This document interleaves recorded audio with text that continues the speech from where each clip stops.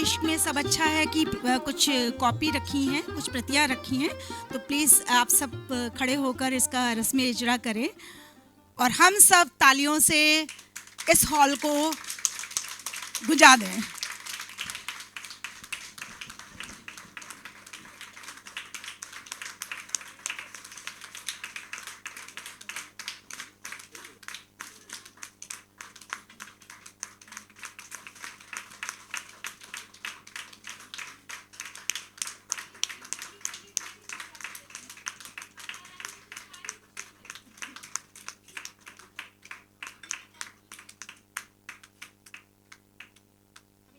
माधवी, आपको बहुत बहुत मुबारक हो। हम सभी यहाँ पे हॉल में जो भी मौजूद हैं, हम सब आपको ढेरों शुभकामनाएं और बहुत मुबारकबादियाँ पेश करते हैं। और जिस किताब का, जिस मजमूए का, शेरी मजमूए का दिबाचा फ़रहत एहसास साहब ने लिखा है, तो हम बिल्कुल उनसे चाहेंगे कोई अब इस किताब पर अपने तासुरात पेश करें और हम सभी उनको सुनना चाहेंगे। तो एक बार ज़ोरदार तालियां हो जाए। फ़रहत एहसास साहब अपने तासुरात पेश करेंगे। जब किताब PDF फाइल मेरे पास पहुंची थी तो मुझे वो एक जैसे होता है कि एक एम्ब्रियो की शक्ल में था, और अब ये किताब जिस तरह से एक जीते जागते जिस्म की सूरत में बहुत खूबसूरत किताब है। और मैं इनको, माधवी जी को और शाहिद साहब जो इसके पब्लिशर हैं, उनको दोनों को मुबारकबाद देता हूँ। ये हुस्न सीरत और हुस्न सूरत दोनों जमा हो गए हैं। तो ये जब उनसे, माधवी साहबा को मैंने सुना था कई नशिस्तों में, ख़ासतौर पर इनके यहाँ विनीत आशनाक के यहाँ, तो मुझे पहले से अंदाज़ा था कि ये अच्छी शायरा हैं। लेकिन जब ये किताब मुझे इन्होंने दी कुछ लिखने के लिए, तो मुझे अंदाज़ा हुआ कि वाकई शायरा है ये। और ये एक इंकशाफ था मेरे लिए, इसलिए कि बहुत सी किताबों पे मुझे लिखने के लिए कहा जाता है, तो बहुत सी किताबें तो ऐसी होती हैं जिनको मतलब एक बहुत मजबूरी जब तक न हो तब तक उन पे कुछ नहीं कहा जा सकता। 18वीं सदी में मीर तकी मीर ने अपनी गज़ल में एक शेर कहा था कि किसका है शार ऐसा गूदड़ भरे हैं सारे, देखो ना जो लोगों के दीवान निकलते हैं। अभी 18वीं सदी की बात कर रहे थे, तो अब आप अंदाज़ा कीजिए कि 300 साल के बाद आज क्या सूरत हाल होगी। लेकिन मुझे हैरत है, पढ़ते हुए मुझे हैरत हुई कि एक तो इन्होंने, इनके यहाँ जो एक शेर कहने का जो अंदाज़ है, जो जैसे गज़ल का शेर कहा जाता है, उस पर बड़ी हद तक इनकी गिरफ्त है। और ज़बान पर भी बड़ी हद तक मैं समझता हूँ कि काफ़ी सही ज़बान लिखने की सलाहियत मैंने देखी। हालांकि थोड़ी बहुत गलतियाँ नज़र आई मुझे, जो बहुत फितरी हैं कि वो लोग जिनके घरों में कई सदियों से उर्दू बोली जाती रही है, वो भी अब गलतियाँ करते हैं। तो एक ऐसा शख्स जो कुछ दिन से इस ज़बान की तरफ आया हो, तो उसके गलतियाँ हो सकती हैं, उसमें कोई बड़ा, और उन्हें एहसास भी है इस बात का कि, तो ये हैरत की बात यह है कि ज़बान पर काबू होना और उसको अपनी मर्ज़ी के मुताबिक इस्तेमाल करना, ये बड़ी सलाहियत की बात है। ख़ास तौर पर उस वक़्त जब आपकी चारों तरफ ज़बान का माहौल ना हो ऐसा जैसे कि होना चाहिए। लेकिन ज़बान, कोई भी ज़बान हो, वो सबसे पहले सुनने से आती है। वो प्राइमरी सतह होती है, बुनियादी सतह होती है, जहाँ से आप सुनते हैं। बच्चा जैसे ज़बान के मीडियम में और ज़बान के सिस्टम में दाखिल होता है तो सुन के दाखिल होता है, उसके बाद फिर लिखने का या पढ़ने का मकाम आता है। तो ये चीज़ जब नहीं होती है तो जैसा कि आज कल हो रहा है कि हमारे बेशुमार लोग उर्दू की तरफ तेज़ी से आ रहे हैं, उसकी जो लफ्ज़ों की आवाज़ों की दिलकशी है उसकी वजह से, और फ़िज़ा में हैं लफ्ज़ उड़ते हुए वो आ रहे हैं। लेकिन ज़बान एक अलग चीज़ है, अल्फाज उसका हिस्सा हैं। तो आजकल हम देखते ये हैं कि अल्फाज तो आ रहे हैं लोगों के पास, ज़बान नहीं आ रही है। ये कि ज़बान पूरा एक माहौल होता है ना, ज़बान एक मौसम है, ज़बान एक ख़ानदान है, उसमें दाखिल होना और उसमें बसना पड़ता है। तो ये इसके बावजूद भी अगर किसी में इतनी सलाहियत है कि वो सुन के महसूस करके अल्फाज को इख्तियार करे और उसको अपना बनाए, तो ये बड़ी अच्छी बात भी है और बड़ी खुशाइंद बात भी है कि इस तरह से हमारी ज़बान का दायरा फैल रहा है और उसका घर बड़ा हो रहा है, बड़े से बड़ा होता जा रहा है। तो ये तो एक बात हुई। लेकिन ये कि गज़ल की शायरी में हम देखते हैं कि एक बहुत बड़ा एक तूफ़ानी एक सिलसिला है कि एक एक्सप्लोजन है कि बहुत बड़ी तादाद में, आप फेसबुक पे देखिए, गज़ल कहने वाले लोग मौजूद हैं। उसमें बहुत से लोग अच्छे भी हैं, बहुत से लोग यूँ ही हैं। जो होता है जैसे कि जब एक जुलूस चलता है तो उसमें हर तरह के लोग होते हैं। लेकिन ये कि गज़ल का एक बुनियादी मिजाज है और उसके कुछ डिवाइसेस हैं शेर कहने के, जो हमेशा से मतलब 1000 साल की तारीख़ है फ़ारसी शायरी गज़ल की, फिर उर्दू गज़ल की। तो उसमें कुछ तरीक़े हैं, कुछ तरीक़े तो ऐसे हैं शायरी के जो यूनिवर्सल हैं, चाहे अंग्रेज़ी शायरी हो चाहे संस्कृत शायरी हो।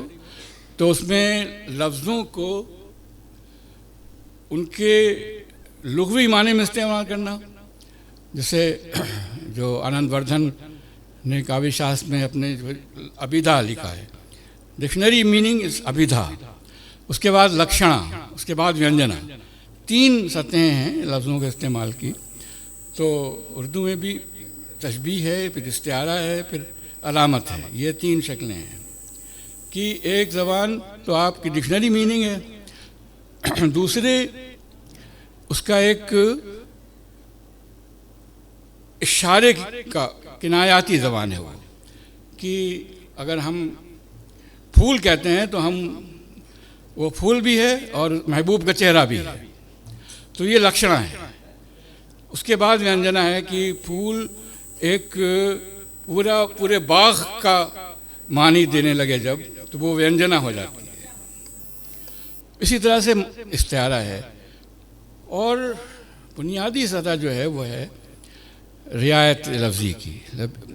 हर शेर में लफ्ज़ इस तरह से लाए जाएं जो एक दूसरे के हाथ में हाथ जिनका हो और वो एक होल, एक कुल बन जाए।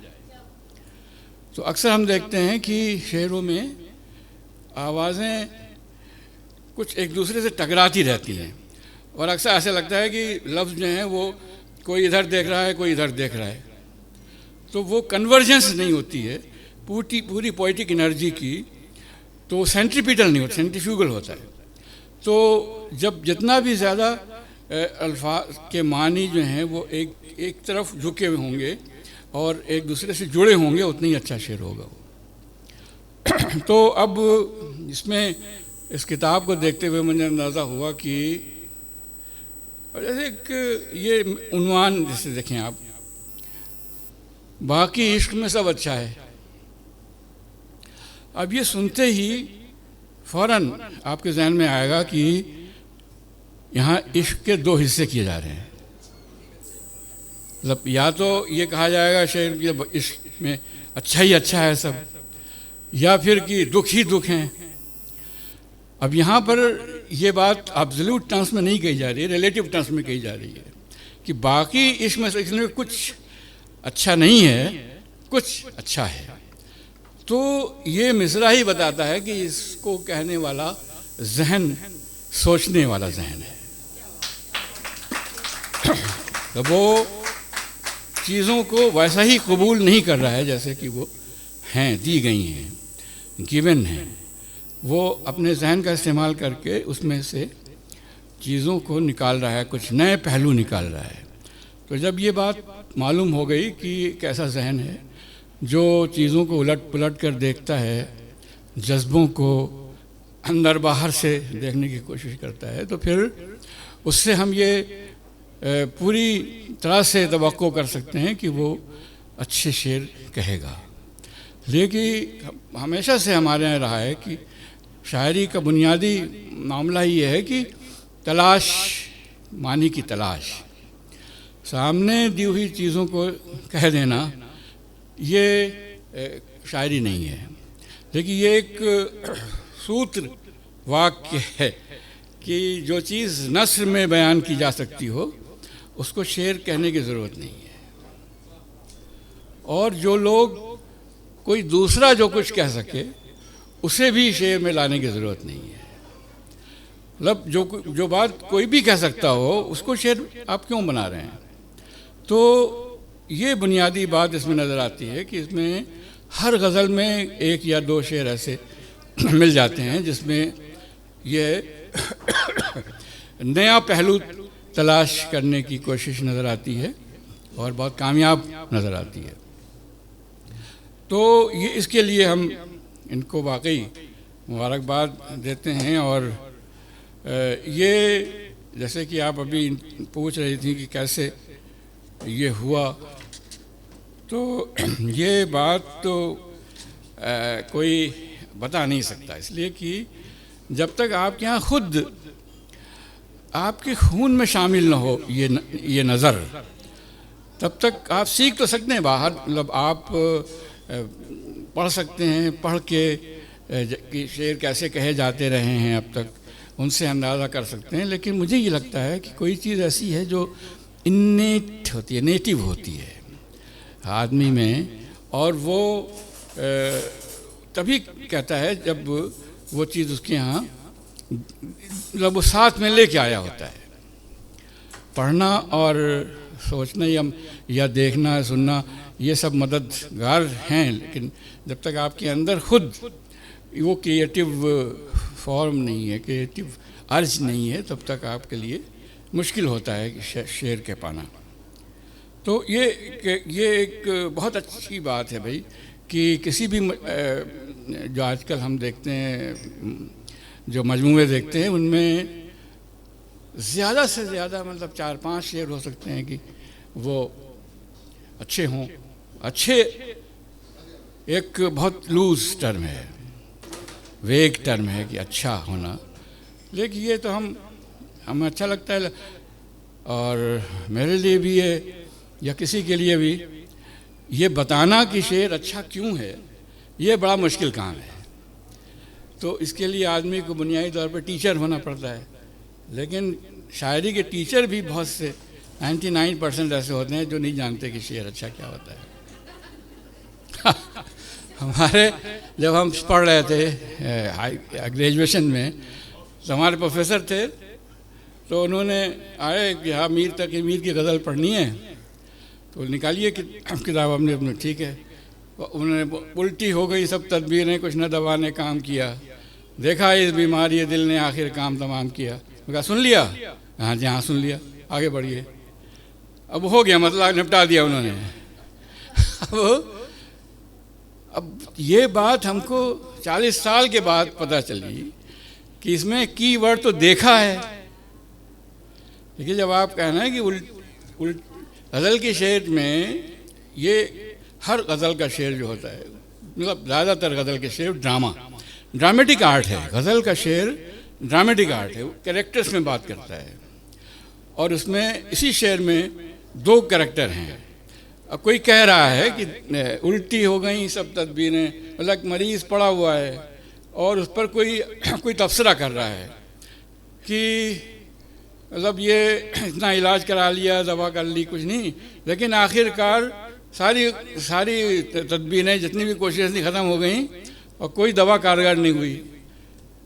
अब उस पर दूसरा कह रहा है कि देखा, हम कह रहे थे कि ये इश्क जो है उसका रोग ऐसे नहीं जाता है, दिल का काम तमाम। तो जब ये दो कैरेक्टर्स जब सामने आ गए तो ये बिल्कुल शेर जो है वो तब्दील हो गया, अब उसमें चहल पहल शुरू आ गई उस शेर में।